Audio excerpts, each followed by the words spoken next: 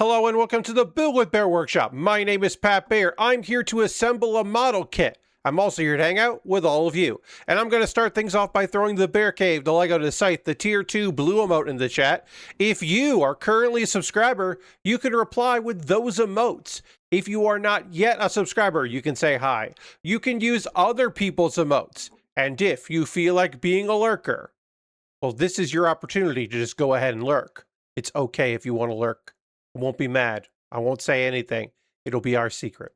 Lashbrook is here. Hello, Lashbrook. Happy to have you here. Sorry. Oh, there we go. Pardon me. Sorry. I apologize. I hope you're doing well. I hope everyone's doing well. We are starting the Gustav Karl Type 00. I might say 00 sometimes because I think about Gundam 00. But I don't mean Gundam 00 in this specific instance. I mean the Gustav Karl Type 00. This is from Hathaway. It is basically based on the Gustav Karl. It is a variation of it, and it has unbelievably great blue in it. The colors in this just pop. There are a bunch of stickers. That's unfortunate, but they're color correcting stickers, and I understand why they're there. It's okay.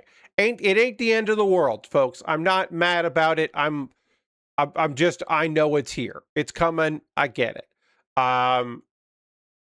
What else before we get into things? Very briefly, a week from tomorrow is my birthday subathon. I'm going to throw this up here. It's starting at 3:30 p.m. Eastern time. It's running till ? I don't know.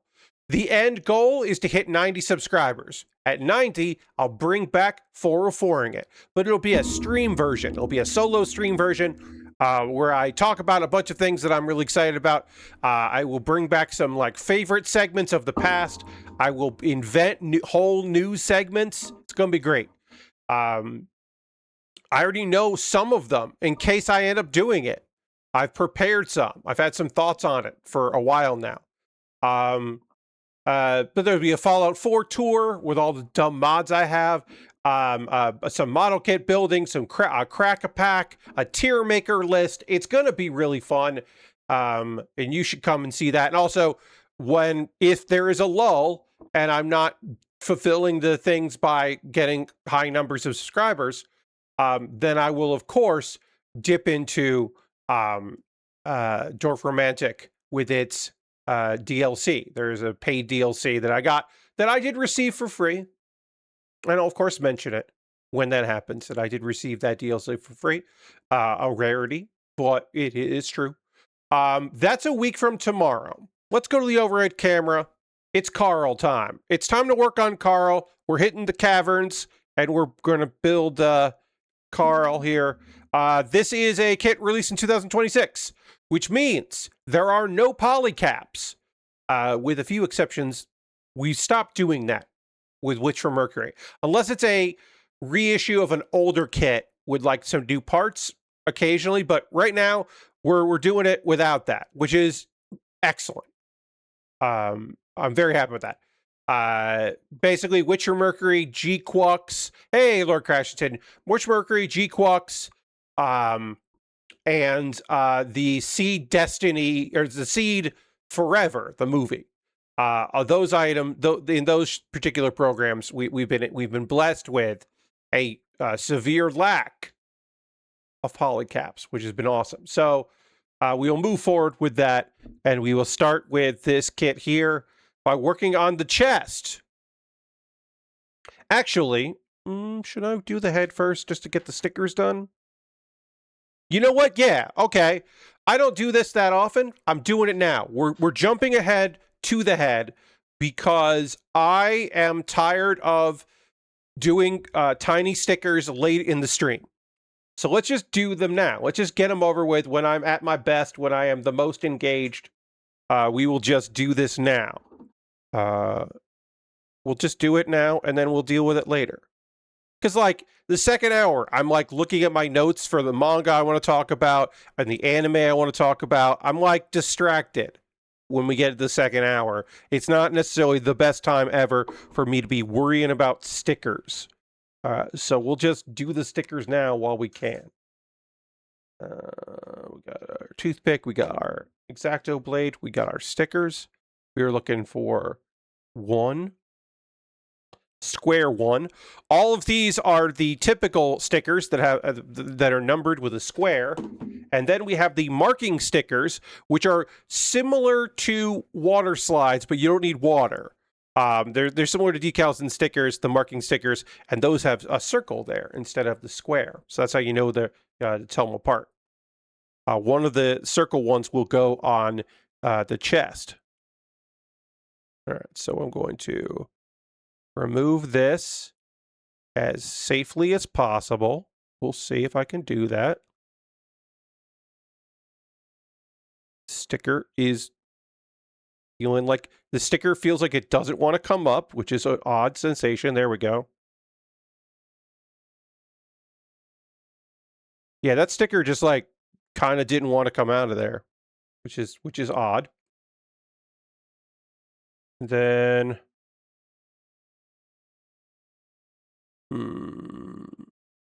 okay. Make sure I'm doing this properly. I'm going to take my time with it. Nice and easy.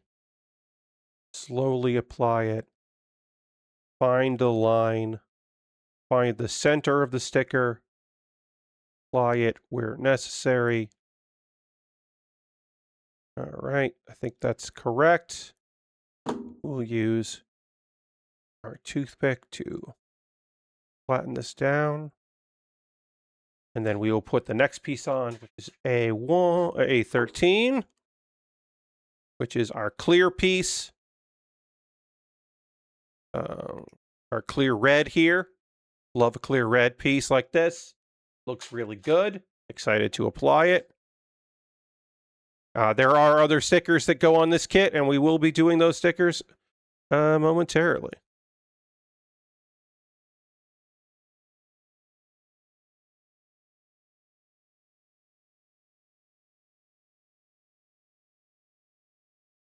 Is this sticker supposed to be up?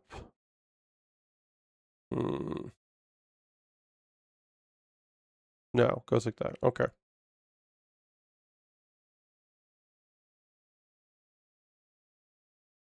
All right, and then we gotta lock in. We gotta build the face. The face is apparently a few pieces here. I said photos. That's not the right word. I don't know why I said photos there. Very strange. I stared at some a PowerPoint deck for hours and hours today, so I'm a little loopy.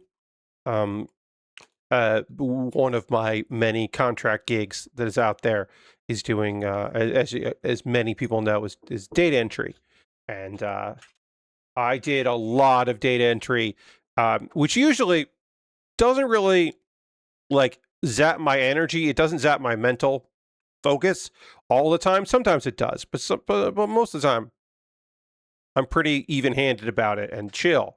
But occasionally, I work on something that is just full of like acronyms that I've never seen before, and like that's tough. That's tough when it's just like, all right, I have to manually review every single word and phrase here, every acronym, make sure that goes is right and accurate, and that can really test my my fortitude there. Can really mess with a guy. So it can be pretty draining when I have to do that. Okay, so how do you come together? You come together like this. Then you go in like that. No, like this. Tiny pieces, friends. I am very glad that I am tackling this now and not later, because this could be unbelievably frustrating if I was doing this an hour from now. I could see myself getting big mad about this. So I'm glad I'm doing it now when I'm not big mad.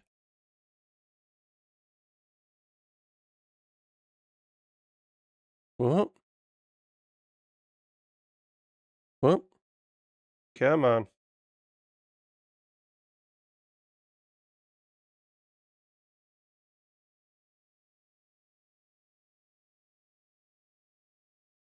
Gonna test fit here. Like, this goes like that. Like, where do you go? How do you fit in? Where do you fit in? This is like above it. Then.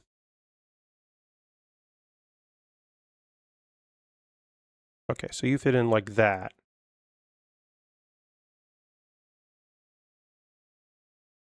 Okay, so you fit in like that.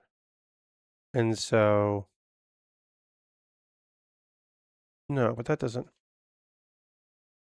That don't make no sense.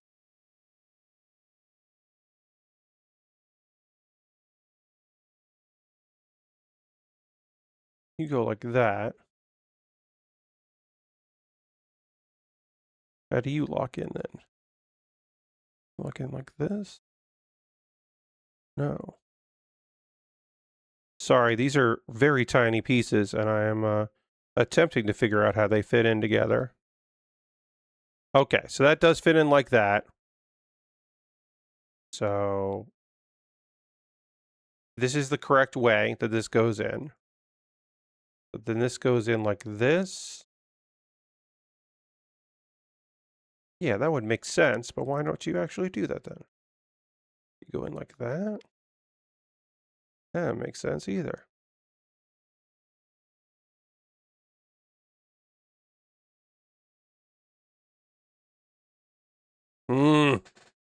I'm so afraid that this is going to fly away from me and I'm going to have to like get on my goddamn hands and knees and find it later.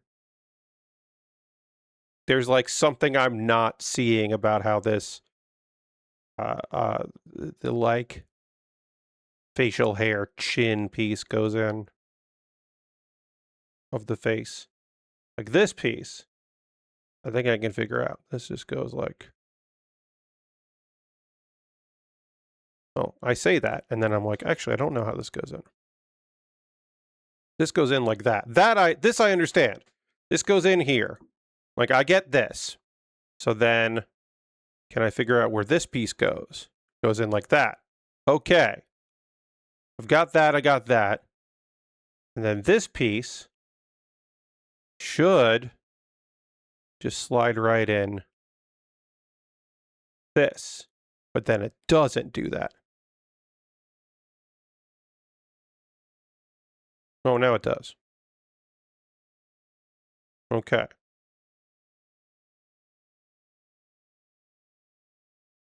This piece that was really annoying me suddenly is not annoying me.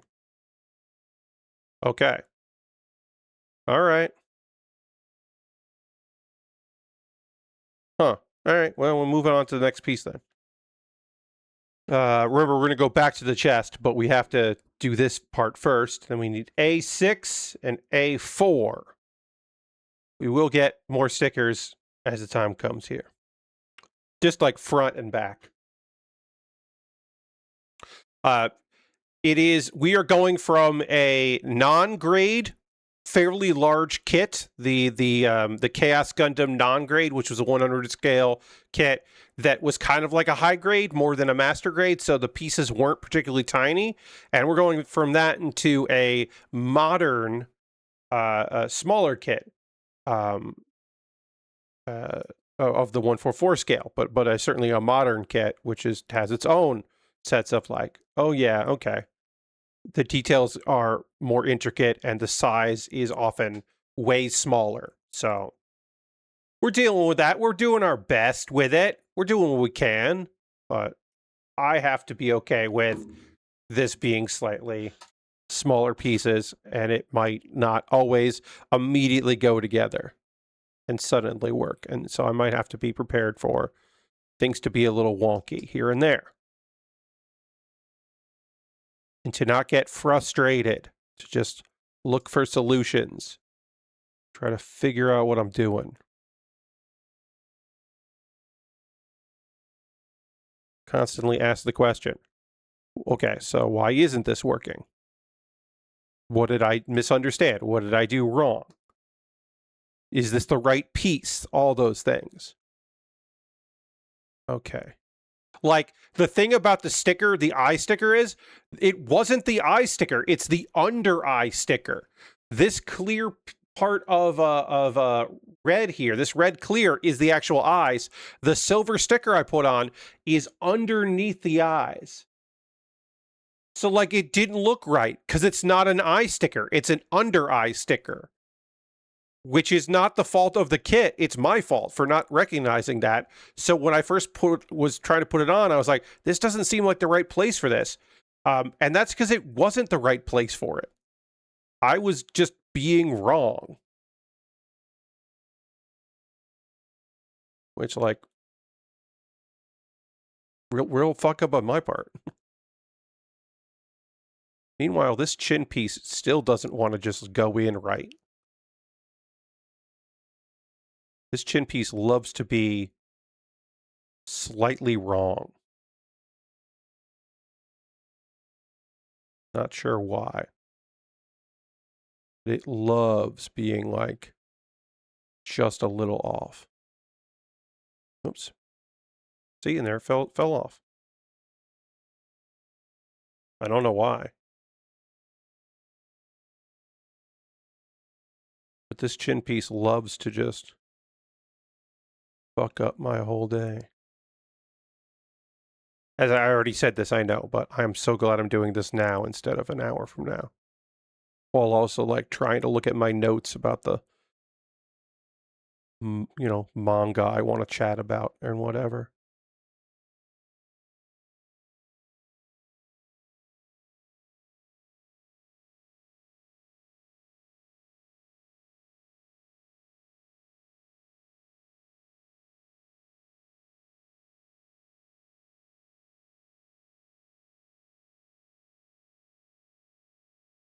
Yeah, I'm really messing up this face in a way that I'm confused about. So we'll just take our time. We'll deep breaths, everybody.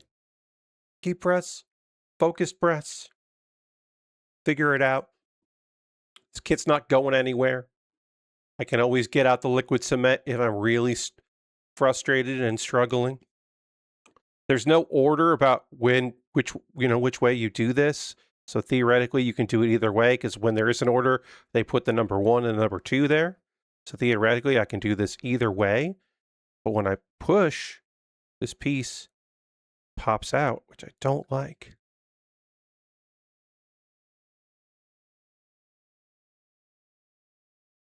Am I missing any parts? No, as far as I can tell, I'm not missing any parts. I didn't assemble this incorrectly. Everything seems good.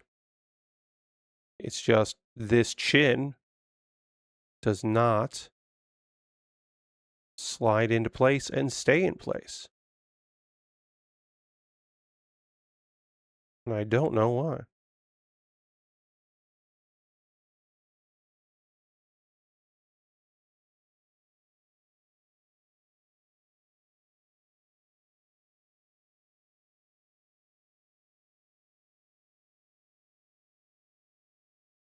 Yeah, and it just fucking pops out. Very frustrating. I'm going to make the head bigger on my photo here, my reference photo. We'll see if that helps me out some. Yeah, there's nothing weird about it. I mean, you can't see what I'm doing for a second here just because I made the image incredibly large and it's just taking the screen up. But please understand that, like, what I am looking at and what you were seeing there, like, yeah, it's just like, okay, that does look how it's supposed to look there. And then, yeah.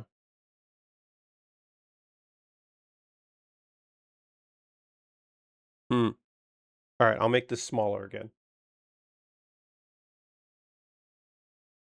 That's still way too big. There we go. Make that smaller.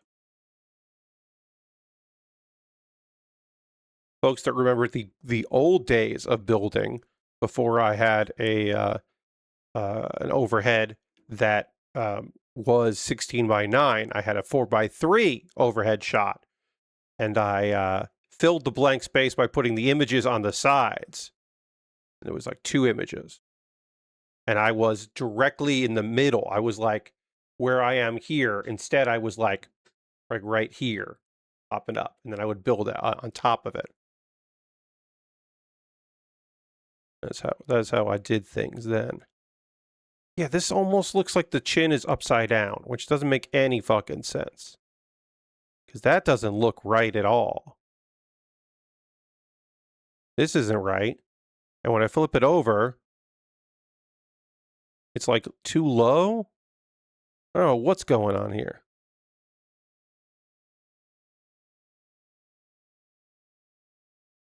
I'm just gonna. This has to be the right piece. It can't be that I have this isn't A16. Like, this has to be the correct piece. It is. This is A16. Okay, this is the right piece. Like, there was no way there was a piece that is like this but isn't the overhead. So I was like, okay, so something's up. Hold on 1 second.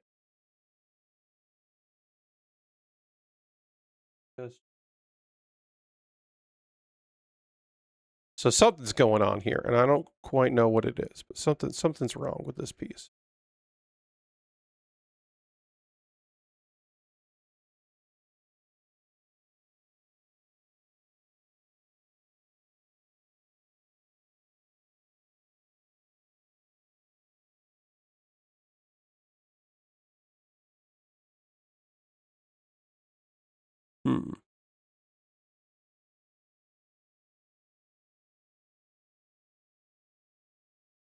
Yeah, I don't know why.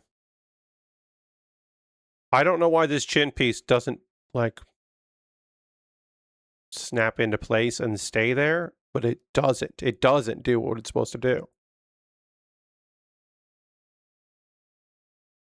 I don't know why.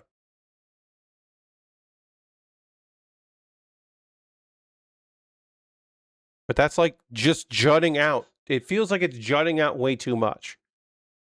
Like, even if I make the photo bigger here, and like not all the way big that I did there, but like,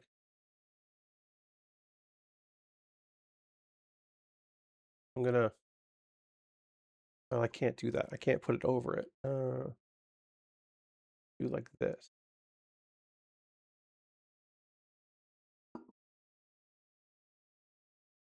Yeah, it's like supposed to be, it's not supposed to jut out like this. It's supposed to be way deeper in.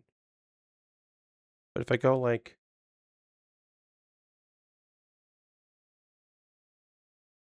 that, that doesn't feel right either. That doesn't look or feel right.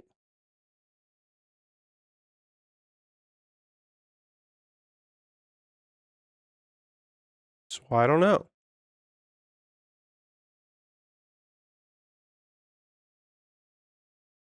And I apologize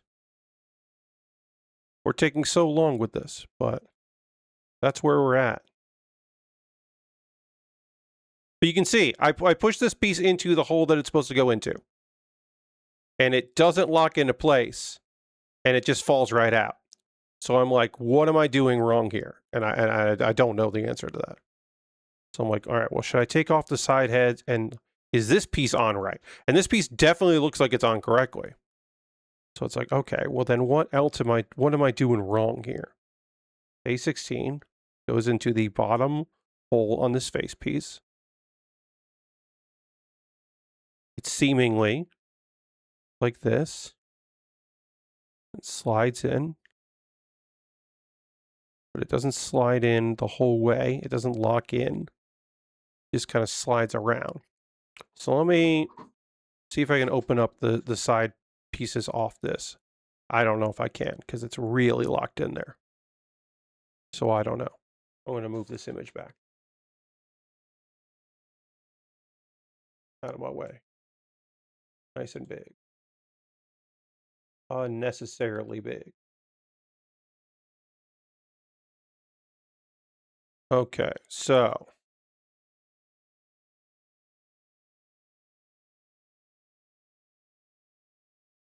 pop off this top piece.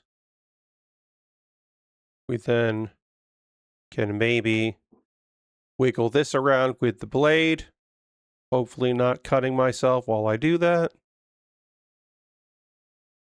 Just lightly getting in there and wiggling.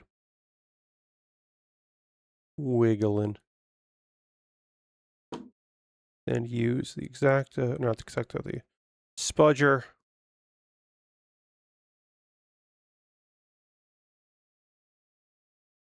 Yeah, I don't know if this piece is gonna... I don't know if these side pieces are gonna come off. Because they are connected very well. Which is nice. I mean, that's what you want, right? You want a nice tight connection. But these seem to be connected so well that I don't think I can remove them. I don't even know why I want to, but I do want to remove them to look at this piece. They've locked into place. Let's see if I can get my blade in here. Wiggle. Wiggle. Very carefully wiggle.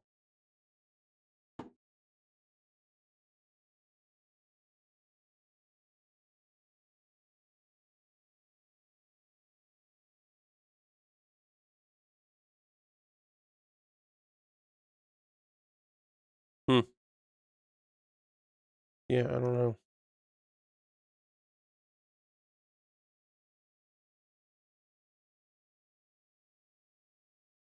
Again, I don't recommend that if you need to get into a play, you need to get some parts separated. I do not recommend that you use an X-Acto blade, but I did need to get into this to make some room, and unfortunately, the X-Acto blade was working better than my spudger was. I also have other tools I could be using here that are not just a straight spudger. Part of the reason why this is tough is because they made it so it's not just like even. These two pieces are a little different, so they overlap in different ways, which is cool. It makes for a nice tighter fit. You don't get that seam exactly the same. Let's see if I have a different spudger that will help here. Let's see if this spudger will help. Yes, that has helped some. All right, we were slowly getting ready to separate this out here.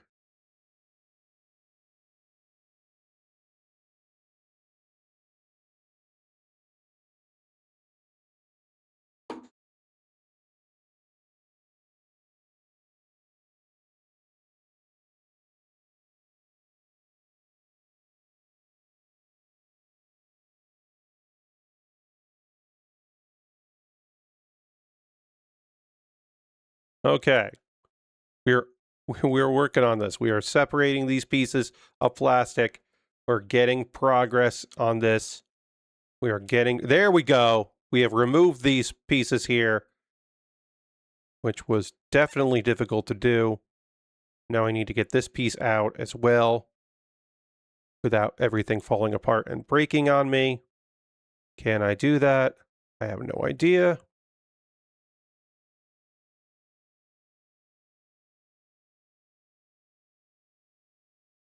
This is tough. Okay. So right now, the front face pieces, all of these are connected here in a way that I want to disassemble, but I have no idea if I'm going to be able to do that without breaking anything. So I'm being very cautious there. Okay, great. So why was I even trying to take all this apart? Because I want to see if I can get these two face pieces on this third face piece before I attach it to the fourth face piece. I want to see why. I need to know why this piece, when I put it where it's supposed to go, does not sit properly. That is what I'm attempting to figure out. Why don't you work the way I need you to work? Is what I'm saying to this. I don't have a good answer for it.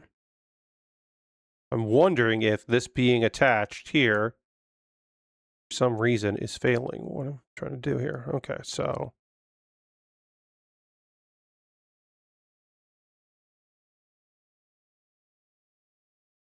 Because there's a chance, folks. It's a small chance, of course, but there is a chance that this is not my fault. Well, one, there's a chance I'm missing something, and that's always a possibility. But two, there's a chance that like I'm like misunderstood something and do something wrong, or I'm just like just missing the. There's like a little bit of inspiration is all I need. Yeah, so it doesn't go that way. It's got to go this way. But when it goes this way, it doesn't stay in. And I don't know why, but it does it. Higher? No. Lower? No.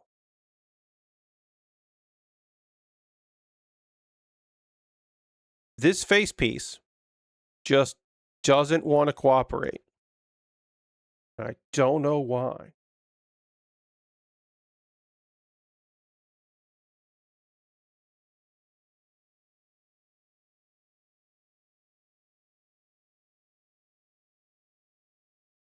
Too long?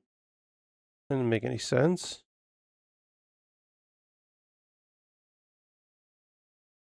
Doesn't go that way.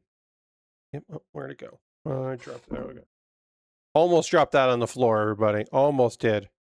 Almost made a huge fuck up. Okay, so.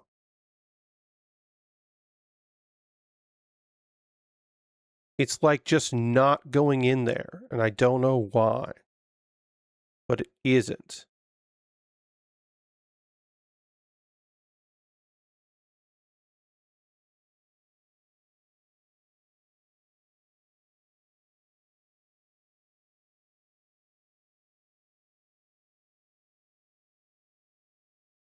This is, I have to admit, folks, unbelievably frustrating. And I just don't know what I'm doing wrong.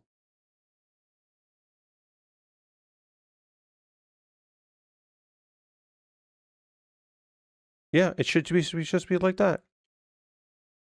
But then it just falls out.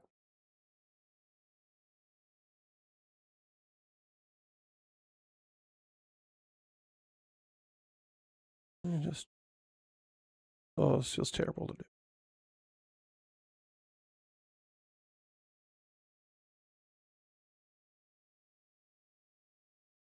I don't want to do that.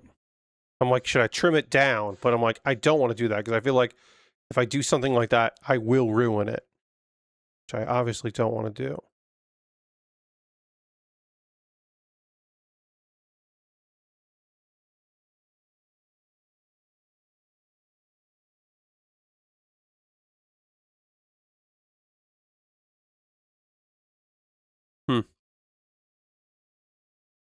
Yeah, I don't know.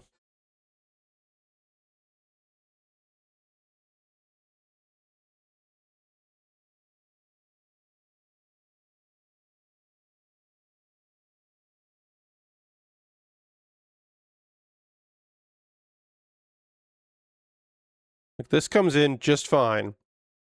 And then this piece should just slide right in and then stay in place. And it doesn't. And I don't know why it doesn't. It just falls right out. And I have no idea why.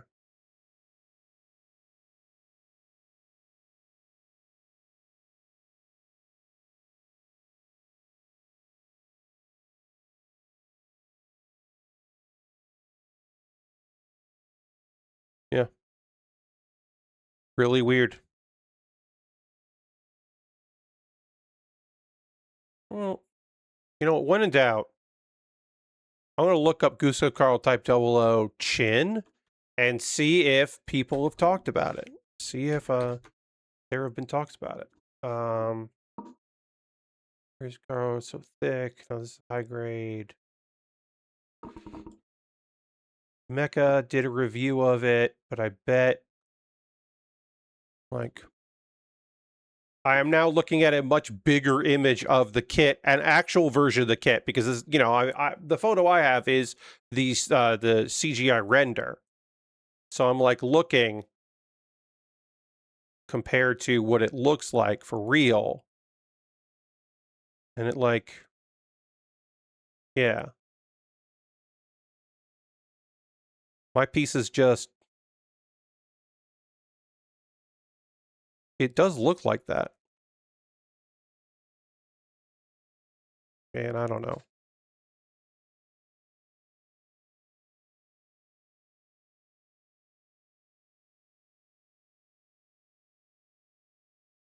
The internet's been talking about this chin. Yeah, I mean, I don't know. This is a kid I think you Whoop. need to... Shit. Hopefully we don't get demonetized for me not muting that video when I was going to scroll it. I didn't mean for that video to play. Audio for that to play.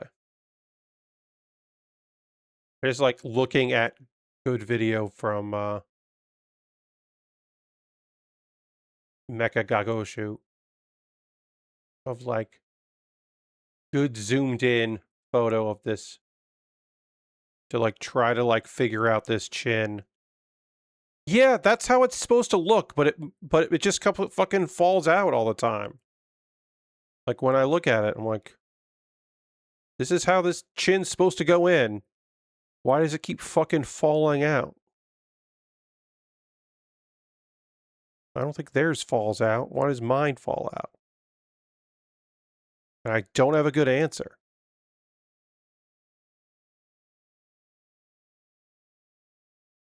I'm now going to like look up build. Let's see. Review, too good. Everybody, the reviews are positive. People are excited about it. But I don't see anybody talking about its fucking face. Oh, this is somebody building, but this is a snap build video, but that is of the other Karl, not the current Karl that I want to talk about. Okay, so here's somebody going through and making it. They're starting to make it. Oh no, they don't even do any building in this video. Cool, cool, cool. There's another video they do. And now they're building it. Okay.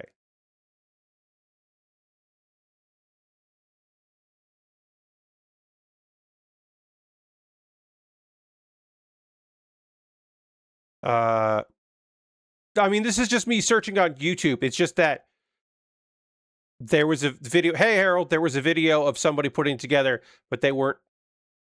They did a video that was basically like an opener, and now they're doing the video. And then, okay. So now I'm watching somebody build this thing. They got all the face components together. I just want to see if they like immediately snap in this piece and have no problems, whereas I have had problems. I'm like looking now, carefully watching them assemble this face to see if like if I watch them have the same struggles I'm having, or if they do something that I'm not doing that just solves their problems. And I don't know. Don't know. So we're seeing. They're way more zoomed in than I do, which is good for me. Okay. So they put that piece in. Yep, they put that in there. Oh, they seem to struggle with it, like I'm struggling with it. They do seem to struggle with that. Okay, that's good to know.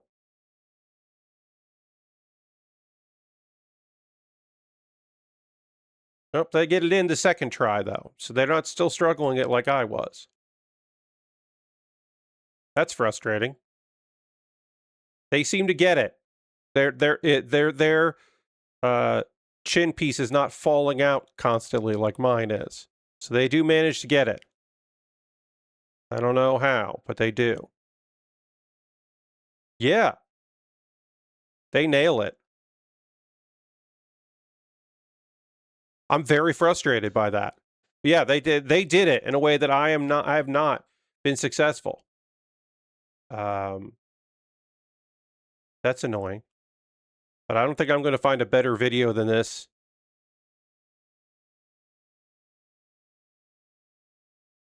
All right, we're just going to have to move on and like If this chin piece keeps falling out, then I'll fucking figure that out later. That'll be a future Pat problem. I might need to use liquid cement. I might have to just dab on some liquid cement and hope that this holds. But like for whatever reason, this chin piece is just not staying where it needs to stay, and that is as you are well aware from me talking about it, unbelievably frustrating. Yeah, it popped out again. It just popped out again, and I don't know why.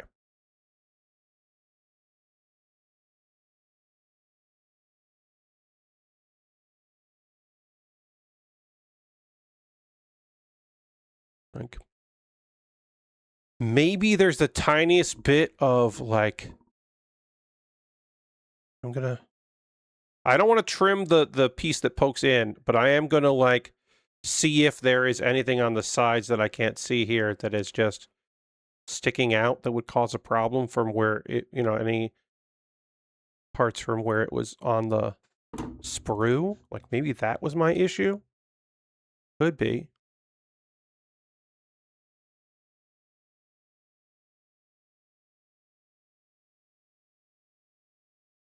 I don't know.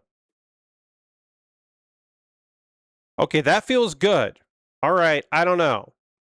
I think that might have been the issue, is that there was a little bit on the chin, on the sides of the chin, and that was keeping it from locking into place. That like from where it was here on the sprue, like you can see there, where I cut it off on the sides, like maybe there was a little bit of extra material there and I couldn't see it because the piece is so small. If that's the reason why I was having such trouble, I'm gonna be fucking furious. It should, but that might be the case. So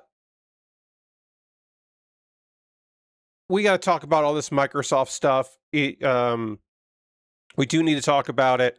My apologies, but we do need to. I'm going to sneeze. Hold on.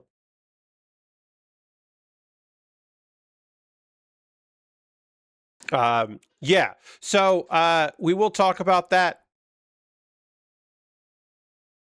Oh boy. So first thing we heard was that Craig Duncan and Lewis O'Connor were leaving.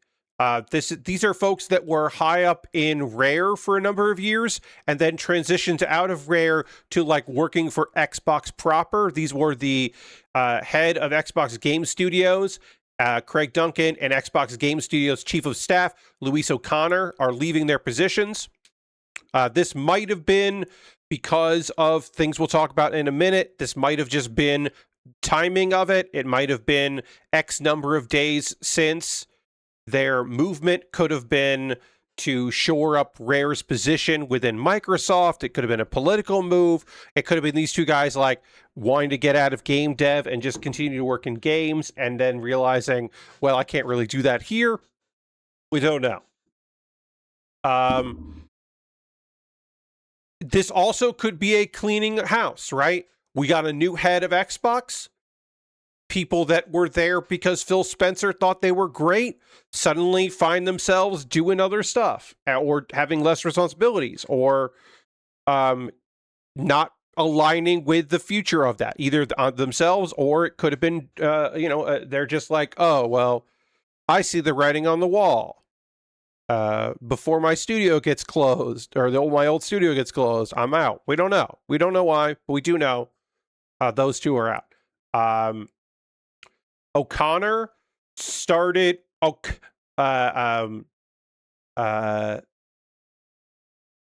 Luis O'Connor started on Conker's Bad Fur Day. That's how long she was with Rare. And she left Rare to become the Xbox Chief of Staff in August. And then Duncan had been with Rare for 14 years. He came in. He did work on Sea of Thieves. That was his last game. But he also came in during the Connect days. So that was the first thing we heard. And it was like, okay. Yeah, all right. Okay. That's That's what we're doing here? All right. And then reports started coming out of leadership at teams at Xbox, as your studios at Xbox, making attempts to negotiate with Xbox for either keeping their studios alive, or perhaps there has been conversation that some of these studios might be trying to buy themselves out to in a term we've used many times over here, to de-embrace, perhaps. This is the first thing was there was a report that South of Midnight developer Compulsion Games was going to be shut down. And now Double Fine and Ninja Theory are also in similar situations. And there's the conversations of, are they going to try to go independent? That would also lead to a lot of people losing their jobs. None of this is good. All of this is very obvious when someone new comes in. This is all bad fucking news. In the case of Compulsion Games, so it feels like you don't make South of Midnight to become a blockbuster that sells 5 million copies, okay? South of Midnight feels like a thing that you can tip your hat to, that you can say, well, this is on Game Pass day one. This is a critically acclaimed darling. This is an award winner, which it is. Multiple award winner, and indie darling, like the equivalent of an indie darling, but it's in-house, right? Very popular among some people. Again, anyone that looks at South of Midnight does not see dollar signs next to it, but they think of like, oh, that's going to be an important game and an interesting game. That's not just my take on it. That is, a lot of people's take on that. Double Fine is a feel-good story that is Microsoft being the heroes, coming in and saving a company that otherwise may have closed, and then having that company that kind of has the freedom to do small little things because the amount of money that they bring in is far more than what they pay for it to exist. But it also is like the people there also work with other teams, and it's just like fine. And then like Ninja Theory makes games that people like, that people enjoy. Hellblade is a fucking popular game. It does well. But like the fiscal year for Microsoft ends at the end of this month. So layoffs happen in June. That's just part of the thing. If Microsoft is interested in exclusives, having studios in-house that want to make exclusives for Xbox is actually the solution. Because if you're going to rely on third parties don't want to make exclusive games because exclusive games don't sell as well as multi-platform games, right? So you need studios to make the games. Just ridiculous.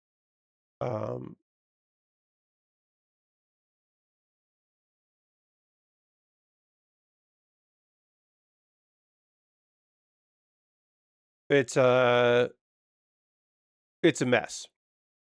These are not set in stone. As I said, this is now the story that these studios are trying to negotiate and see what they can do. I don't know if they would try, like, obviously, like, a Double Fine, right? A Double Fine is an interesting studio with a pedigree that could make something very interesting. I you don't think any of these keep their IP, right? You don't think any of these studios keep their IP. We don't know what the deals are. We don't know if Double Fine, what they signed. We don't know. We don't know. We don't have the information. That is a story for another time in many cases. And also to say there is an ongoing boycott of Xbox because that is a easy to now when we say easy, nothing's easy, but that is a division of Microsoft that is easily pointable and boycottable, and you can easily make the case for it because it's not enterprise, it is consumer focused. Xbox is a brand. There are plenty of things in Microsoft that serve enterprise and serve businesses. Xbox serves people. Their customers are people. So if you don't buy an Xbox game, if you don't buy an Xbox console, you're participating in the boycott. For those reasons, you're participating in the boycott. I am not here to tell you whether or not you should be doing that. That is not my place. I will tell you, I don't buy games from Microsoft. And that is generally my vibe right now. Because I do believe that putting pressure on Microsoft to stop being in bed with Israel is the right thing to do. That is my general belief that when I say Israel, I'm speaking about the government of Israel, not the people of Israel. I'm speaking about the actions that government takes, often against the will of some of the people there, certainly.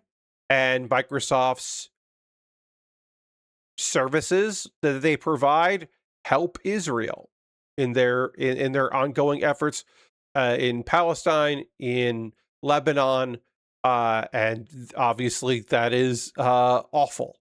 So that is a small thing. Again, I am not here to tell you that you should or should not participate in things. I am merely telling you how I feel about those things. Like, would I be... Look, the A86 is in Forza Horizon 6.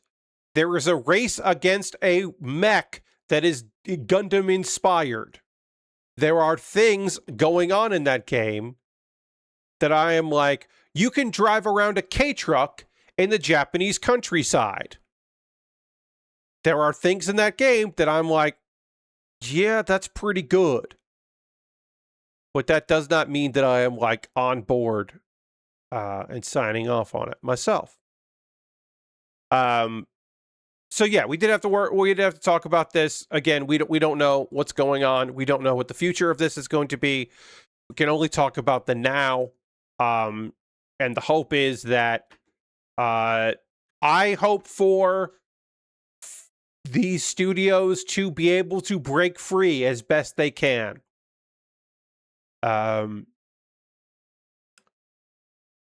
It would be a shame to see the end of Compulsion Games, which are doing great work and are very interesting studio, to see Ninja Theory, and also, like, on a personal level, I have look, some of my favorite people have spent time. They're not there now, but they've spent time at Double Fine. Tim Schafer did the first League of Heels show. I don't know why. I do know that other people were involved from Double Fine, but I don't know why Tim agreed to do it, and it was lovely that he did. But Tim is a gem. And it would be awful to see Double Fine go away. Even if it always felt like someday he'd buy it back, and maybe he will. But it always felt like, he'll buy it back someday. This was a move to save the company, but someday he'll He'll figure it out. And maybe this will be the time. I don't know. I unfortunately think it's more likely that in 10 years, Tim Schafer buys the rights to the name Double Fine from Xbox because someone else will be in charge of Xbox then and will have fond memories of Double Fine and will sell the name to Tim Schafer in an attempt to ingratiate themselves with gamers. Hey, we know that you have fond memories. We own the name Double Fine. Can you believe it? That Double Fine should be a studio that exists. So we have done a handshake deal and sold the name back to Tim Schafer, who's going to make a game for Xbox with his new studio called Double Fine. That just feels like a thing that'll happen in 5 to 10 years because also Asha Sharna is not going to be in charge of Xbox in 5 to 10 years. It's not because she's an AI crazy person. She might be. It's because that's not her MO. She's not a lifer. She's someone that goes and does a job and then moves into another job and gets a promotion, be it at that company or another company. Maybe she'll go to another gaming company. Maybe this will be the only time she ever works in video games. But like that's her plan is to advance her career. Like for good or bad, that's her gig, man. Like that's her thing. They got dropped by Xbox back in the day when they were making the first Psychonauts, and then they're trying to break free of them 20 years later. Yeah. Yeah. What goes around comes around, unfortunately. You know, Double Fine is probably in a different place if the acquisition of Activision doesn't happen, right? If Microsoft's biggest pull in is Bethesda, and they don't go for Activision Blizzard King, that's maybe a different story, right? Maybe it's a different story then. I don't know. But things are bad. I'm going to put a link in the chat that I think you should all check out, and I'm going to put it in the show notes of this video that will come out later as well. And this is a link to SteamDB. This is a link to SteamDB that I'm putting in chat that has information about the Steam Next Fest, the June 2026 Steam Next Fest, which is happening right now. It tells you this. I have a filter on that will tell you this particular one is the 1,694 games that currently have a disclosure, demos that currently have a disclosure that they were made with AI in some way. Of the 6,000 and over 6,000 demos in Steam Next Fest, that's right. There's over 6,000 demos in Steam Next Fest for June. 1,000 and change have AI disclosures. Now, some of them don't. I am not saying that that 6,000, that the ones that don't have the disclosure, that all of them were made without AI, because you can tell that some people just didn't do it. Here's another trick. If you get the vibe, if you don't see the pop-up, but you get the vibe, I think they might be using AI. You can look at the thumbnail or the image, especially if the image doesn't match the gameplay, then they used AI for a catchy, boobified image to draw your attention, perhaps. Also look at languages available. If a Steam demo has a lot of text in it, has like 30 languages available, they are using AI to machine learning translate their text into other languages, and no human has looked at that. Generally, a game is going to have, at launch, 2 to 3, maybe 4 languages.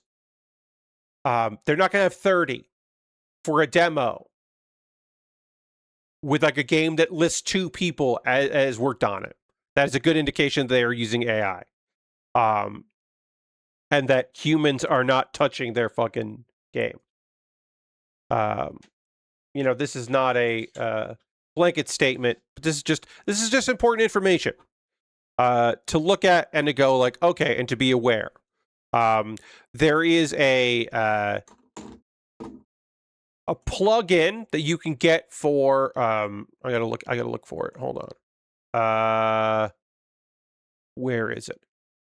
There is an extension for Firefox and for Chrome that I do recommend called AI Warning for Steam.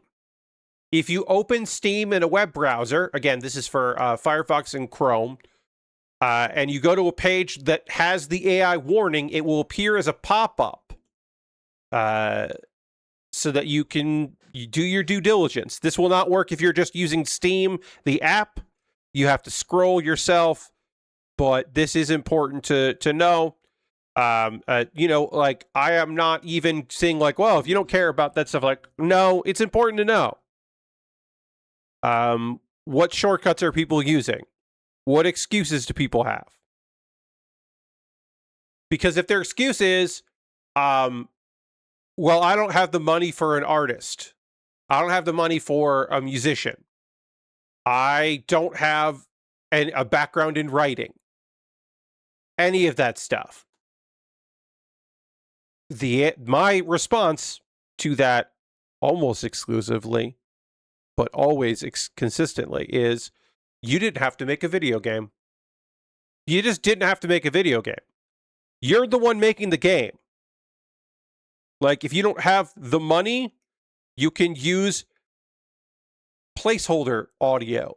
You can use free, you can pay a license for stuff. You can ask your friends to make dumb shit for you. You can make music yourself.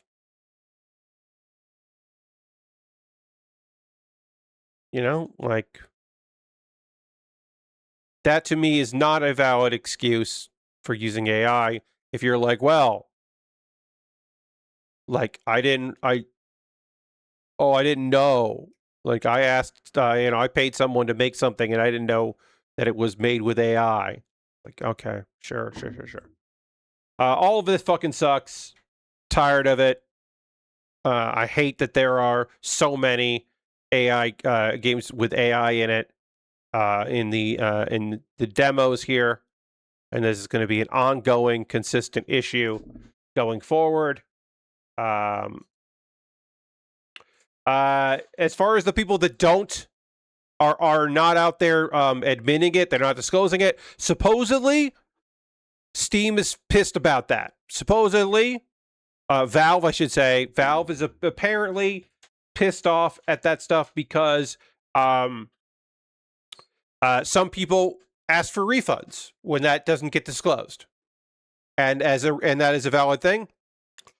Steam does not want excessive refunds. They want to have a refund policy. They don't actually want you to request refunds all the time. For broken games, look, if you get a game that doesn't work and then you don't get a refund, you might never come back. Steam wants your business. They want to keep you there.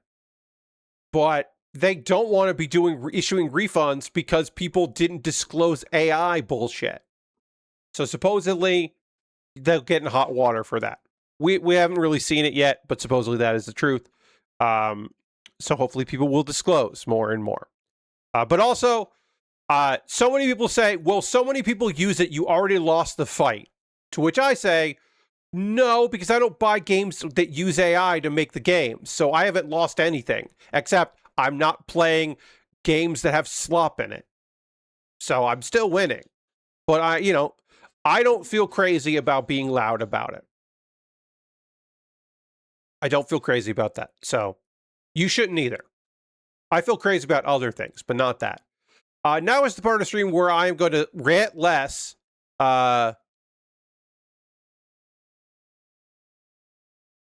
Lashbrook, I do not have time to get into that. I do not think you are correct. No. I do not think that did not. Valve says you have to disclose your AI. That's the whole point of having the AI disclosure, is you're supposed to. If you use AI, you're supposed to tell people that you're using AI. Because like I said, people will ask for a refund if a game was used generative AI and they don't want to pay for it, and Valve doesn't want you to ask for that. Yes, indeed. As I said, supposedly, if you are lying to your audience and you are not disclosing that information, Valve gets pissed. I'm not talking about that anymore. I know there's a delay. I already said I was moving on. I know there's a delay. I understand there's a delay. But I am not going to talk about AI right now. Again, I understand that there is a delay. I moved on. Chat didn't catch up to that. But yeah, I'm not going to talk about AI anymore. Now, I'm sure I'll talk about it in the future. I am sure that I will talk about it in the future. Now it's the part of the stream where I'm going to talk to you about ways you can support the channel.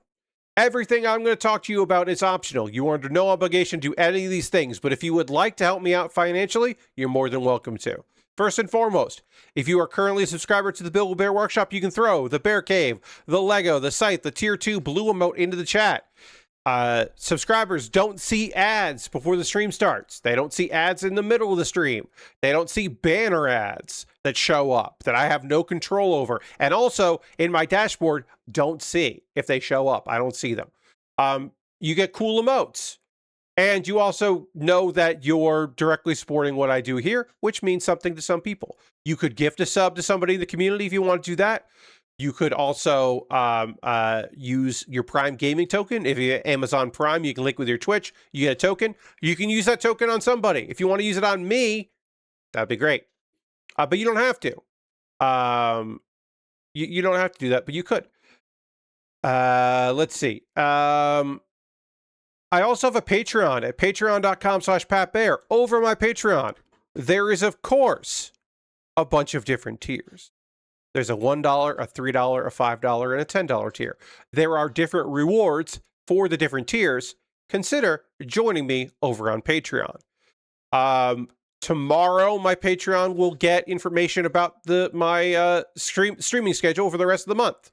Other people will have to wait, but not them. Patreon's going to get that shit nice and early. So yeah, which is pretty cool. I have a YouTube channel, youtube.com/PatBaer. Over my YouTube channel, you can, of course, subscribe for free. While you're over there, consider becoming a member for just $2 a month. You'll get my Wednesday videos on Tuesday. It's pretty good. And you'll also occasionally get some other video stuff now and again, but primarily that. You'll get that early. Occasionally get some other messages. Let's see. It is the cheapest way to support me that also gets you something. That's kind of nice. Let's see. What else can I say? Those are all monthly ways to support me. If you just want to throw something in the tip jar, I do have a Ko-Fi and a PayPal, and you can make direct donations. Everything I make through direct donations through YouTube, which includes AdSense. So if you're watching my videos out, you are helping me like that. What I collect through Patreon and through Twitch all goes into a fund, and from that fund, I buy model kits and Lego sets and gear. I have a good backlog of stuff that I'm happy to continue to work on. That's over in the pile of cool shit that I'm excited to continue to work on. But right now, I'm working on the Gustav Karl. As you can see here, the Gustav Karl is a cool kit that was bought by Chris. Thank you, Chris. It was bought for my birthday, which is right around the corner. If you would also like to buy something for me to build, you should check out my Amazon wish list. I have model kits and Lego sets, inexpensive things, expensive things. I recently added to my Amazon wish list a Lego set that is a Lego 3-in-1 of a cat, a dog, and a pigeon, which is a weird combination of things. But that is Lego 3-in-1 playful cat. And it also comes with a dog and a pigeon. So if you want me to see me build that, you could buy that. I would love it. I would think it would just be neat. My birthday is coming up a week from tomorrow. I got a stream on for that. We'll talk more about that in a bit. Throne is my alternative to Amazon. It is nice to have a wish list that is not Amazon. I will be adding more to that soon. I'm waiting for some stores to get confirmed within it, and then I will be able to add cool model kits to that. The most convoluted way to support me financially is to go to USA Gundam Store. USA Gundam Store, you can buy a gift card. They will send you a gift card code in your email. Then you can send me a whisper on Twitch or a private message on Blue Sky or Mastodon with said gift card code, and then I will use that gift card to buy something from USA Gundam Store. It's the most complicated way to support me. If you want to support me and not spend any money, join my Discord. I am doing cool shit over on that Discord. Love to have you hang out over there. It's nice. We'd love to have you. A couple video links for you to check out. The most recent episode of Pat Bear's Anime Club. Ooh, I just realized that I have something got deleted. So I have to fix something. Sorry. For some reason, my Kuma Baer video link got deleted here. So hold on. I got to find that in a second. But this episode of Pat Bear's Anime Club is the most recent one that I recorded. And it is about me ranting about a topic that just made me mad. It's me ranting about how they keep slipping in stuff about streamers into fantasy anime or manga, and I just don't like it. I don't need chat windows to appear in a manga of characters talking or people referencing it, or like live streams of dungeon exploration. I just don't need it. It's a weird thing. It's like an odd thing that's gotten popular that I don't like, and so I complained about it. I have to look up this link to this Kuma Baer video, and so I will do that in just a moment. Let's see. The most recent episode of Kuma Baer was me talking about Brave Bang Bravern, which is a phenomenal series. Why can't I get this loaded? Hold on. The link here. Let me find the link. It is it's Pride. And so I did think that it was important to talk about one of the most openly gay mecha series I've ever seen, which is Bang Bravern, or Brave Bang Bravern. Sorry. It's a hard thing to say sometimes. It just rules. It's got so much heart. The action is cool. The mech is awesome.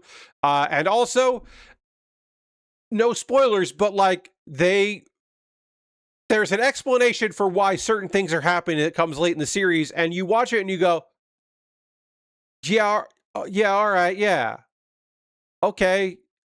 Yeah, okay. That makes some sense to me. I see why you did that there. Okay, sure. It's fun. It's a fun thing. And then okay, so we are going to talk about an anime or some manga and then the anime. Before I do that, real quick, I do just want to say that I do have a birthday stream coming up, and I would like you to come to that. It is a week from tomorrow, starting at 3:30 p.m. Eastern Time, running until ? Trying to get to 90 subscribers.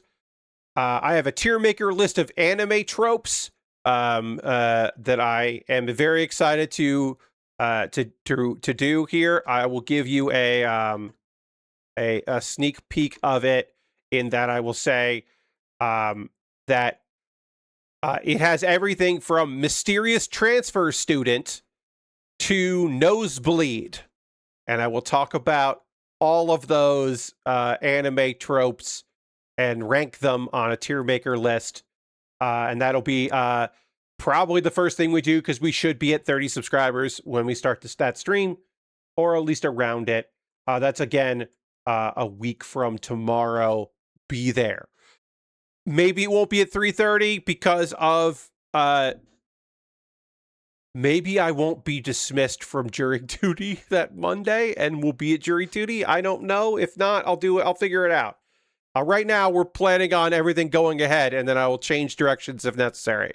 Anyway, I got some manga to talk to you about and some anime to talk to you about. Before I get into all that, we do need to dramatically transition back to the overhead camera. I need to drink some water, and we got to get working on this chest here. So let's do all of that right now.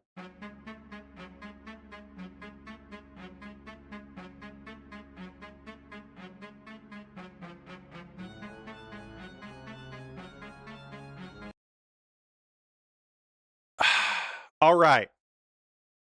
Let me tell you about some manga that I have been reading, and then we'll talk about an anime episode that I've been watching. It's Manga Monday, everybody. We did it.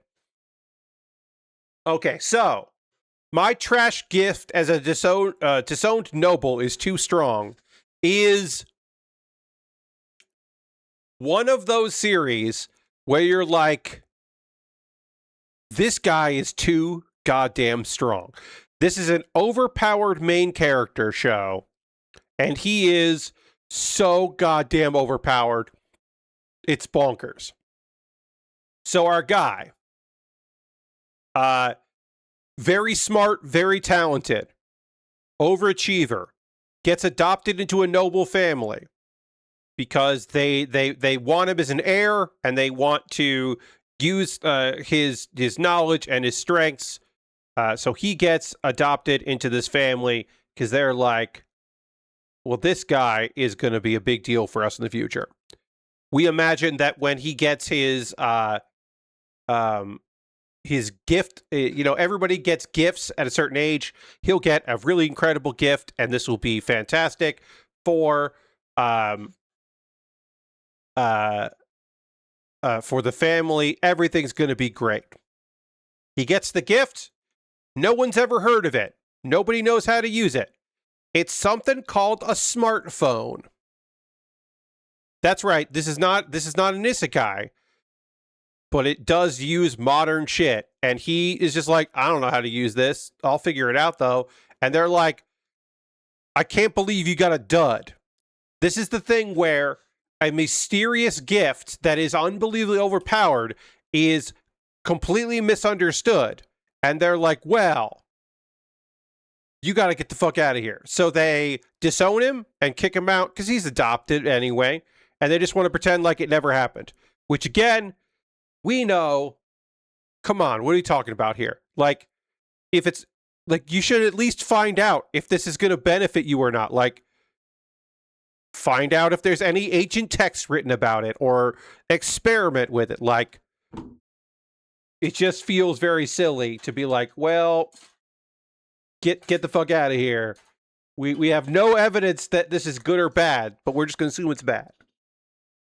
Because, as we understand it, right, like, everything this smartphone does is crazy.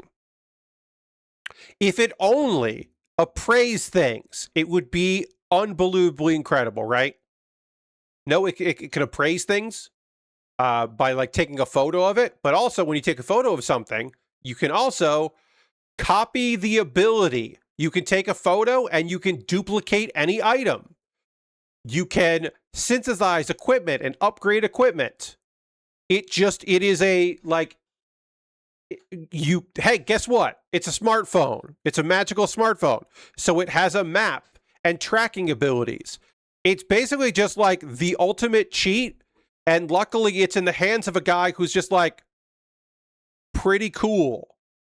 He also runs into talented people who allow to demonstrate their abilities so he can copy them, which is, again, like, unbelievably cheating. It is like, people say cheats, like, oh, this guy's got a cheat skill. That's all. This dude's got a crazy cheat skill. And it's just remarkable how fucking talented he is almost immediately. I put this on the wrong order. It says this should go first, so I might have fucked up. I gotta see if I can pop this piece out without breaking anything. There, okay. Sorry, I was talking about this anime and or manga, and I got distracted.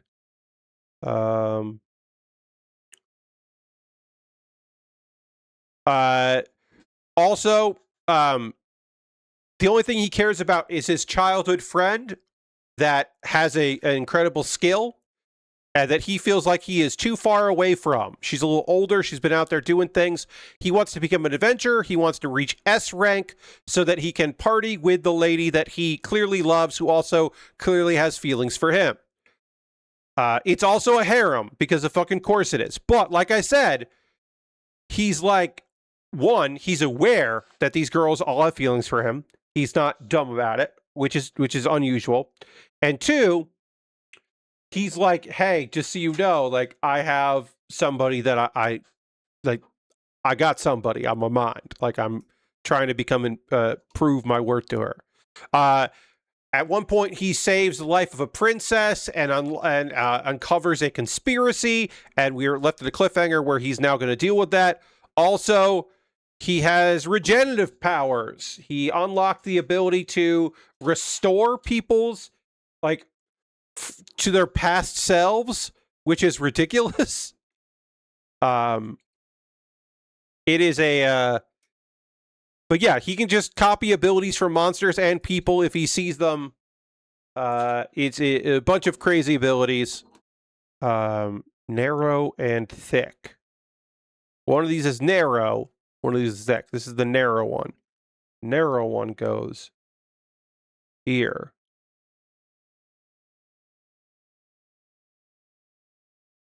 That is how that goes. And then the thick one goes in here.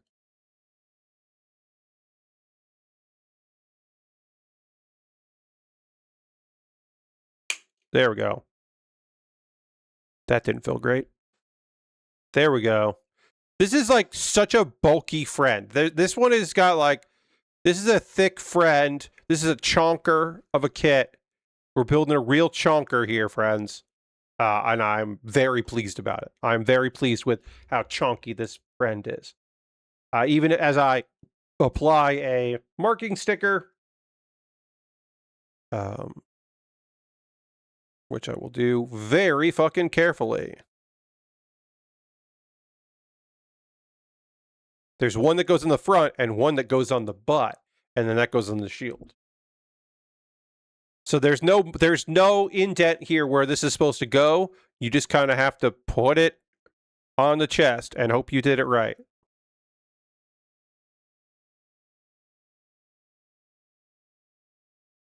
Yeah, I feel fine about that.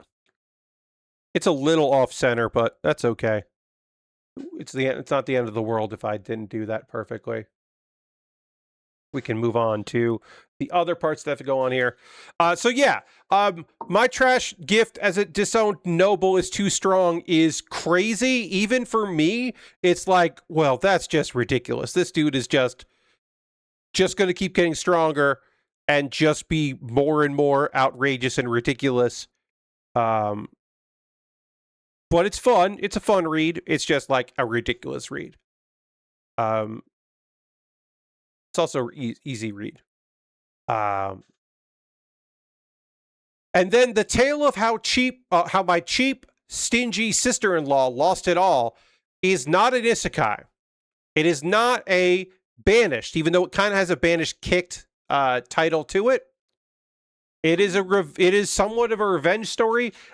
This actually came out a few years ago, and then like I think all the chapters just end up on Manga recently. This is just a drama. It's not even a slice of life. It is a drama that digs deeper and deeper into stuff. It touches on things I was not expecting. The premise is that our main character, on her wedding, there are party favors and there are things that she wants to keep as mementos, and she kind of gets bum rushed by her sister-in-law. This is her husband's brother's wife, right? So not even her brother's sister. This is the woman that married her brother's or her husband's brother, and she like takes all the decorations and didn't ask for it. There's a baby shower, and she adds their names and makes it a joint gift. Like there's just little things where like they're stingy and like cheap, but they live flamboyantly, and it's just like, what is happening right now? And it's conflict within the husband and wife, our main couple, as like he is trying to just like think the best of his brother and also his sister-in-law, and it just becomes this like continuous issue, and it's just watching the unravelment of this family, but for like justified reasons. There are like incidents that happen. There are like things that you can't just pretend away. and I don't want to like go into too many details on it. But this is the easiest recommendation I've made in a long time for this drama.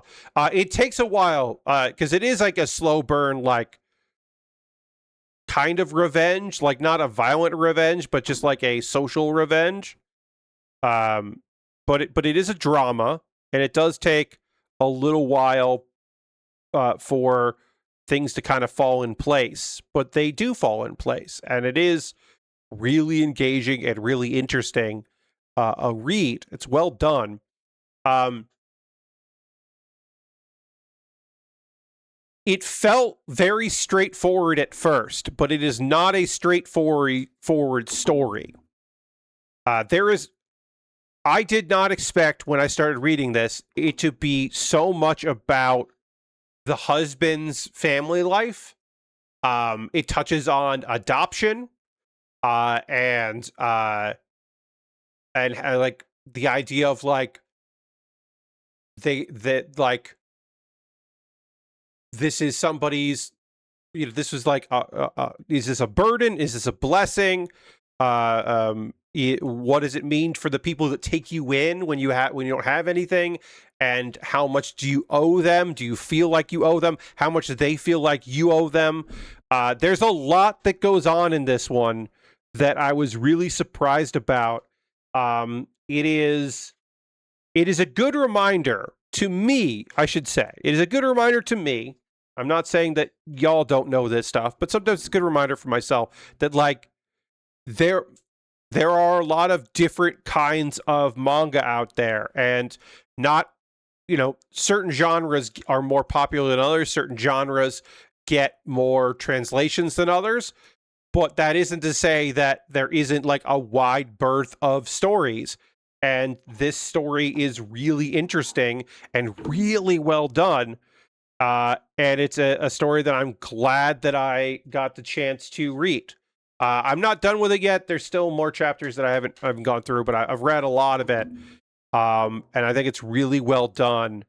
And so, yeah, I recommend it. That is The Tale of How My Cheap, Stingy Sister-in-Law Lost It All, which is a good title. It does bring you in. You go like, oh, all right, yeah. But yeah, it's well done, and it comes with a recommendation from your friend Pat, as this one being like something that is worth your time. You should at least give it a look. It's on K Manga. At least give it a gander. And that's it for the manga recommendation. So now it's time for the anime recommendation. We're going to talk about the second to last episode of Kusunoki's Garden of Gods. Things are heating up. We had some action in the last episode. There are a number of evil spirits around that are fucking around with people, and things are getting messed up. There were some other gods out and about that were causing some trouble. It's getting rough out there. This series hasn't necessarily had a lot of action in it, but there is certainly more action than previous in the last couple episodes. In the midst of all this, there is a festival that is starting up, which is a bad thing because it means more people are out and about that could get infected with spirits and have their energy drained by the miasma. So that's going to be a problem. Also, this festival. Let me find Piece 21. Great, that's Piece 21. This festival originally used to honor Yamagami, our dog spirit friend. Let's see. Horikawa's partner, who is one of the good exorcists, gets a tip that Ansho and Eno are hiding out nearby. Those are the exorcists that are scammers, and that are very thrilled that there is currently a bunch of spirits around because it makes it easier to trick people, and for them to be their con artist stylings. So obviously that sucks. Gonna put it like this. Then we're gonna put this like this. Is that right? I don't know if that's correct or not. Sorry, let me see if I can get this to fit right.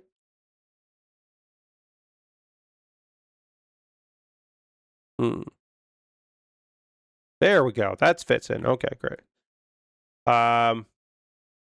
Okay, so then that goes.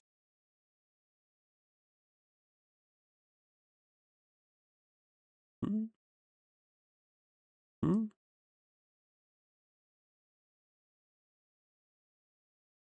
Hmm.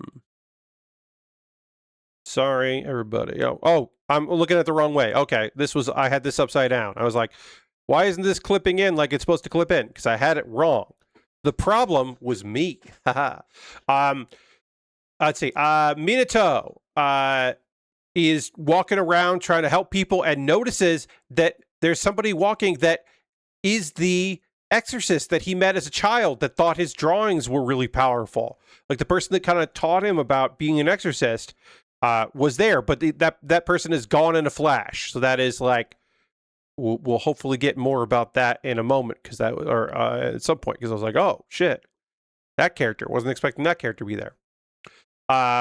The moving dimension that they've been dealing with is back again. Fujin and Raijin show up, and they're like, okay, there's a powerful evil in that. Like, this is serious. Like, we already knew that, but this is getting very serious. Ansho and Eno get captured, and they confess that they've taken advantage of the dimension that's moving around. Humans are getting sick from miasma. Apparently this spirit was abandoned by a god and is very vengeful. Yamagami forces it closed, but the miasma is still spreading from, so there are no new spirits, but the old spirits that are still around are still messing with people, and it's still a very bad time. People are getting real sick from this. Minato tries to get new materials for talismans, because this is going to be clearly a rough time. Haruma and the other exorcists are in town, are trying to fight the spirits and protect people. Yamagami gets attacked by the spirits because the dimension opens up over our guy's house, Minato's house, because the miasma can block. Apparently, the miasma can block out spiritual power, and so that is obviously very much affecting our boy Yamagami, our dog god, and starts to fade. Can't really keep a body. So it's just like, that does not sound good. Minato runs into town, and the traveling exorcist recognizes Minato as the boy from years ago that had the powerful handwriting. The sisters of Haruma show up. We've seen them briefly. They show up. They're very strong. They're here. So we got backup. Minato's talismans get destroyed. Our guy, who has up until now been pretty much like unbeatable in these kind of situations, proves to be like, it's weird to say, beatable. Like, you can, like, he's running into trouble. And his life is being threatened. So Yamagami uses stored powers and turns into a puppy again, even though he's just getting his adult dog form back. Once again, exerts all his power in order to save Minato's life, and that's where we end episode 11. Hopefully in episode 10 we can get these everybody rallying to deal with this. But it is like I said, this show is ramping up. Like, did I think at any point I'm like, oh man, Minato is dead? Like, not really, no. I figured there'd be something that would happen. Like, the exorcist that's been traveling around would step in or something. Like, I still expect that in the next episode we'll get some kind of closure on that. But yeah. This series is still very slice of lifey, but they just decided to ramp up the like moments of things happening as we get closer to the end of it. And I'm like, I'm not opposed to that. I don't think that's like a bad thing. But I am a little surprised that that has gotten so kind of like plot focused. Working on the backpack here. We build the chest in the backpack, and then we'll panel line it when the time is right.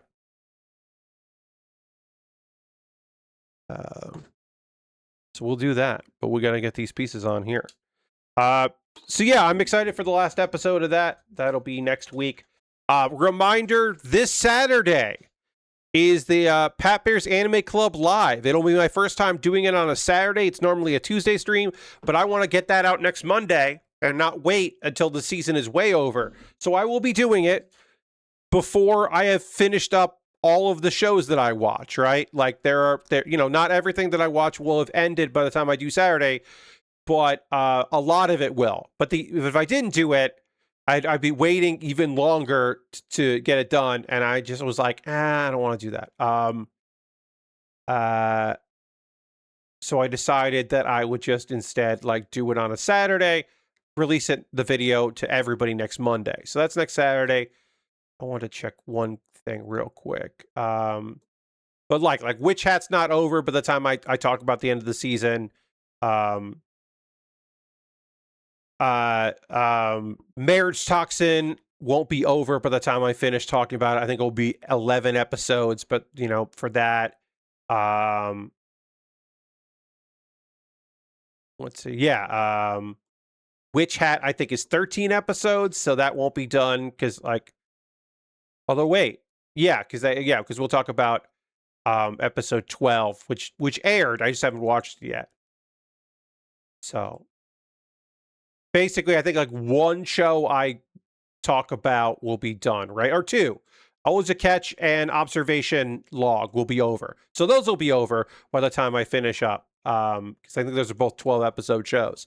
They might be the 13s, but I think they're both 12. So I guess I'll be done with that. 2 shows on there, and a few other ones have wrapped up. There were a couple shows that already wrapped up, like Dorohedoro already wrapped up. So like I can talk about that stuff. But yeah, I'm going to do that on a Saturday night. Just talk about a lot of anime, and that'll be a good time. I hope you can come out for that. I will mention here, I'll mention again later, but I will mention here that Tuesday stream, my stream on Tuesday, tomorrow, will be me talking all about some Steam demos. As I mentioned, Steam Next Fest, I have 4 demos that I'll be checking out. I try to do a wide variety of genre that are all also things that I want to look at. There are thousands of demos. I cannot play all of the ones I'm interested in. I picked 4. Hopefully we get through all 4. But we will be taking a look at the Milky Delivery demo, the Mold Washer demo, the Pixel Washer demo, and, of course, the demo for Truck-kun is supporting me from another world? Question mark, exclamation point. Shout outs to Remy, who is apparently a friend of the stream, Remy, who's apparently playing that demo. Which Steam told me. Now, is Mold Washer and Pixel Washer similar? I mean, they're both washing games, but they're different vibes. So they do have something different about them. And then Milky Delivery feels different than the other stuff that we're looking at, which also feels different from Truck-kun. I am excited to try all these out. I hope you'll join me tomorrow night at 9 p.m. Eastern Time for that. Now is the part of the stream where I want to hear from you, friends. I want to know what you're up to, what you're into, what you got going on. Are you watching anything? You playing it? Hey, do you have any demos you really liked? You playing any video games in general that you're really into? You watching anything? Did you do anything fun over the weekend? Do you want to tell me about? You can tell me those things, and I'd love to hear it from you. To hear you tell me about those things if you could, and if you wanted to. If you don't want to, you don't have to. The 2D washer games are definitely going for different styles of cleaning. Yeah. So it'll be nice to compare and contrast those two. I've had the Pixel Washer demo for a while now, but I've reset it. and we'll go through it and kind of learn what the deal is with that. But yeah, if you got any video game stuff you want to talk about or anything like that, last night I watched a Tokyo Joshi Pro Wrestling show that was very fun. There is a thing happening, a storyline wise, that I really fucking love. So the tag champions Daydream, they had challengers, and they were like, "Oh, those challengers were tough." And basically they're like, we don't want to face them. We have a team that we want to face in the future. We want to face a team that we've beaten before, and we know we can beat. So we're happy to announce that our next challengers are, and then they named the team of Shoko Nakajima and Hyper Misao. And then Shoko and Hyper came out and they were like, "What? No, we don't want to fight you. What are you talking about? We never said that we would fight you. They're like, this isn't the right time. We got to like figure our things out and what we want to be as a team and what we want to do solo, and this just isn't the right time." And they're like, "No, you're the number one contenders." And so on this last show that happened last weekend, Shoko and Hyper Misao are basically just like on strike. They're like, we were forced to agree that we're the number one contenders. We don't want this match. We don't want to fight these people. We want to change the rules, which I don't think I've seen before. I don't think I've seen. You know what it reminds me of? This is a deep pull. There was a WrestleMania years ago, obviously, where The Undertaker was like, "I want to fight you, Ric Flair." And Ric Flair was like, "No, I don't want to fight you at WrestleMania. I'm basically retired. What are you talking about?" And Undertaker was like, "No, we're going to fight at WrestleMania. You're going to fight me." And it was like, "I don't want to. Leave me alone."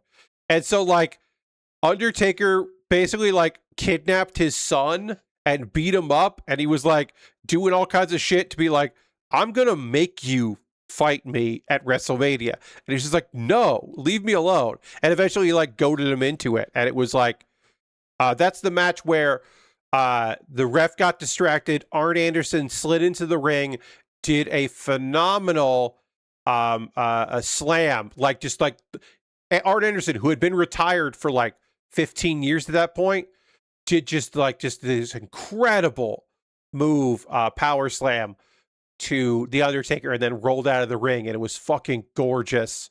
But that's what reminded me, because it's very rare you have a champion. Of course, in that case, he wasn't a champion, but you have like the guy and that person being like, "I want to fight you," and the challenger being like, "No, I don't want to fight you." So that is a currently bit happening in TJPW that I really enjoy. I like this bit. I think it's really fun. I look forward to them trying not to get into this match that's next month. Lasper says, ended up making it Sad Bastard Sunday by watching High Fidelity and Sideways. That is a double fucking feature, Lashbrook. Gotta say, I am kind of envious of the idea of owning a record store with no customers that somehow has 2 employees. Yeah, what are you gonna do?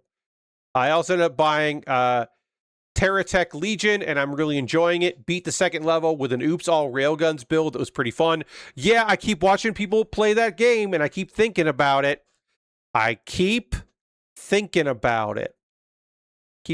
about Terratech Legion and thinking maybe I'm going to get that game. I haven't done it. I keep thinking about it. I don't know if it's right for me, but I'm fucking thinking about it.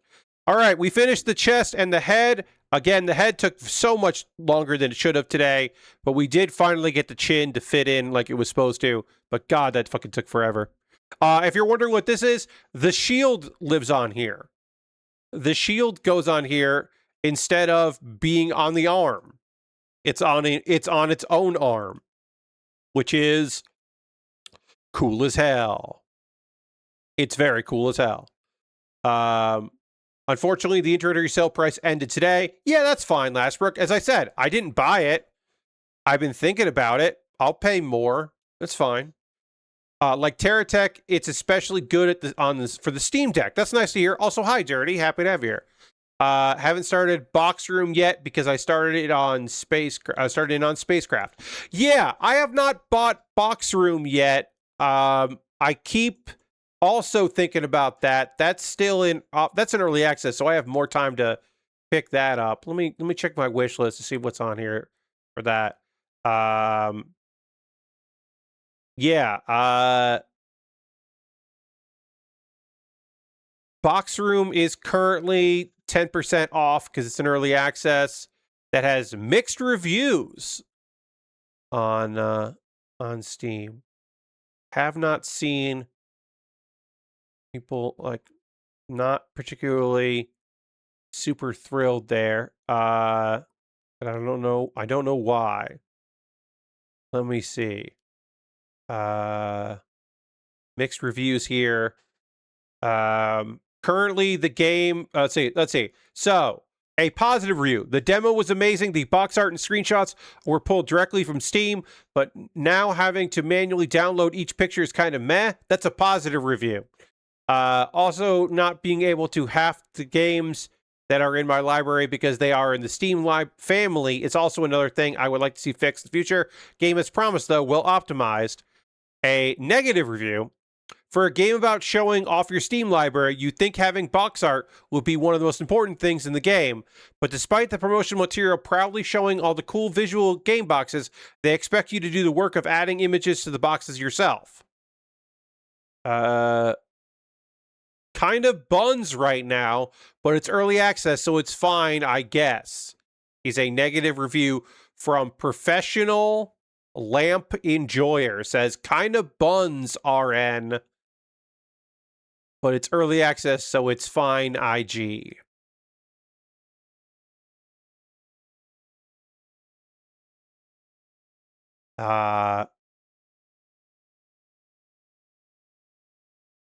Currently, the game requires you to manually find, download, and organize artwork for every single game you own in order to display it as box art. This is absolutely colossal problem with a game that is supposed to simulate a physical game collection. So that does not sound good. Yeah. Apparently, a good demo that some people are very unhappy with. I was really looking forward to this. I love the idea of building up the perfect room for my game collection, but fortunately, you are expected to add covers and art for every game in your library manually. There is a tool on itch from the developer to do this for you, but unfortunately doesn't work. It didn't even detect a third of my games library, and now so I'm good. If the way to play it at best is to go to itch to get a third-party tool that is not part of the game, I think I'm okay. I'm going to wait on that one. Maybe there'll be a big update in Box Room that people are fucking stoked about. But Box Room right now does not sound great. So I think I'll wait on Box Room. Dirty says, fortunately, I finished my mandatory overtime requirement for the month, so I'll have more free time to check out stuff before July resets my mandatory overtime. That's good to know, Dirty. I'm happy to hear about that. I am sorry that your job requires mandatory overtime like that, but I'm glad you got it done now because it's only the 15th. You're halfway done with the month and you got your overtime done, so that's good. Now you can focus on other stuff like games. All right, I'm going to call it there. We got a lot done with our chunky boy. Unfortunately, the face took way too long because of the chin, and turns out I just had to trim down the sides of it, and then it fit in like it was supposed to, which is frustrating. Lorcraft says, I had a power outage yesterday at the start of the storm, so I luckily had good power bank to keep my phone and Switch 2 charged to keep me entertained. Nice. While waiting to see if the power would come back before I needed to get to bed. Played some Pokemon Pokepia and Super Mario RPG and watched some of the Netflix downloaded stuff that is random assortment movies I rewatch often. Nice. Yeah, hey, folks, keep your power banks charged. You never know. You never know. I have a bunch of stuff on my iPad, which keeps charged for a really long time. But I have a bunch of stuff on my iPad that is just like, in an emergency, pull lever. I've got like some old stuff on a USB-C, USB drive that I can jump between things when necessary, of just things to watch, like old John Bomb stuff and some anime that I can just like watch on my laptop if I needed to. But yeah, having a charged power bank's good on you. I didn't lose power yesterday, but it did storm. A lot of lightning and thunderstorms. It was touch and go there, but we didn't lose power, which is great. I'm going to wrap it up there. I want to thank you so much for joining me tonight. I hope you had a good time. I had fun.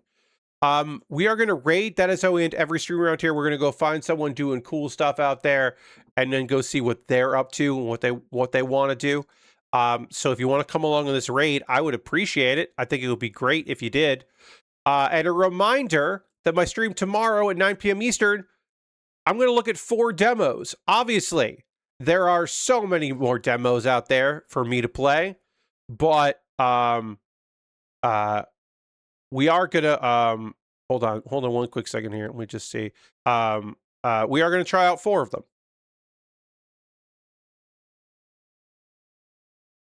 I think, is Mary still streaming here? What's going on? Okay, I think Mary is switching games, but Mary is still streaming. I went over to Mary's stream to get ready to go raid her, and she was like full screen image, and I was like, oh, is she done? But I think she's just changing what game she's playing. I think she's moving on from 007. We're gonna raid her either way, because she'll raid if she doesn't stick around. Dirty says, had storms here too, so much I woke up to a bunch of told the roads flooding overnight. Oh. Yeah, your timeline telling you about that. Yeah, that is a weird thing to wake up to. Come along on this raid. Come back tomorrow, 9 p.m. Eastern, as we go play some demos. We're going to find out about 2 very different washers and a delivery game and whatever the fuck Truckoon is. Thank you all so much for being here. I'll see you in the next one. Goodbye, everybody. Goodbye, goodbye, goodbye. Goodbye, goodbye, goodbye.